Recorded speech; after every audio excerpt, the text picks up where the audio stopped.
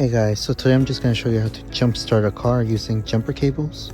So the first thing you want to do is you want to grab your jumper cables. Keep in mind you will need another car, or maybe if someone else can help you jump start your car. Just have them parked either right in front of you or to the side of you, but just have it be so that the batteries are as close as possible to one another between the two cars. Okay, next thing you want to do is you want to grab your jumper cables. You want to untangle them.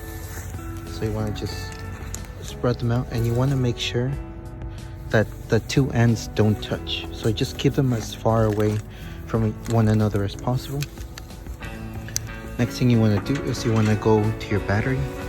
Now you should have two colors, a black and a red one.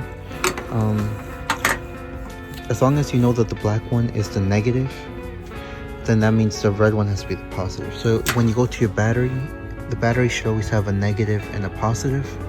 This one has an N, so that'll be for negative, or it could have a minus sign, just somewhere either right in the top or maybe right to the side. And the positive will have a P on it, or it'll have a plus sign. That's how you know that it's a positive. So just remember the two ends are separated. You go to your dead car first, the battery that you're trying to start. And what I like to do is I'll hold the negative in one of my hands, and then I'll just connect the positive. Make sure you wiggle it in there so it makes a good connection, like so. And you're not going to connect the negative to the dead battery right away. What you're going to want to do is you want to put it to the side. Keep in mind you want to put it somewhere where it's not going to be near anything else. So in this case I'll just put it right in the plastic of the headlight, or you could just let it dangle. Then you're going to go to your other car. You're going to grab your positive. Remember, you don't want them to touch, so I would recommend that you grab one with one hand and you grab the other one with the other hand, and you're going to connect the positive to the positive of the other battery, and you're going to also connect the negative to the negative terminal of the other battery. So now you'll have the other so now the other battery should be connected with both the positive and the negative, and when you come back to your dead battery, the positive should already be connected. So next thing, all you have left is to connect the negative. You're not going to connect the dead battery with the negative terminal. You're actually going to want to connect it anywhere else but the actual dead battery, and that's because they create fumes, and any spark could cause them to ignite. So the first thing you could do is any cable that's connected to a negative, you could actually just follow, and usually you'll follow to some kind of ground. Sometimes some cars are tucked away, and other cars are very visible, like for example this car is literally right there. So I could just grab this end and I could connect it right there, and it would be perfectly fine. Here, let me just make sure everything is all set. So I could just go like this,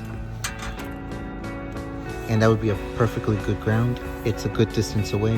It's not going to cost anything to ignite. If I couldn't find a connection like that, you can always go to your strut bars, which is right here, and you connect it right to those. Just wiggle it around, make sure it has a good connection. And remember, in order to find the strut bolts, which is just these right here, usually there's 3, and you can usually find them if you look at your front tire and you go straight up. They're usually almost right on the very top of the tire. If you can't find these, you could just find any other good connection that's a ground. You could even try finding something that's connected straight to the body of the car. You could try maybe one of these bolts, just anything that is a good connection. And then you just have to also make sure that the other car is turned on, and you just leave them connected for, let's say, a good 10 minutes. And after 10 minutes, you can try turning on your car. If it still doesn't want to turn on, you could actually have the other person rev it and just hold on to a rev, or just give it gas and hold on to it for at least around the 2000 RPMs for around 5 minutes, and then you can go ahead and you can try turning on your car, and that should help. If none of that seems to turn on your car, then it could be that ground that you chose isn't that good, so you would have to try and locate it to another ground. And once again, just make sure it has a good connection by wiggling it in, and try to make the two metals touch without any dirt or grind in the metal. Okay guys, I hope this helps, and have a nice day.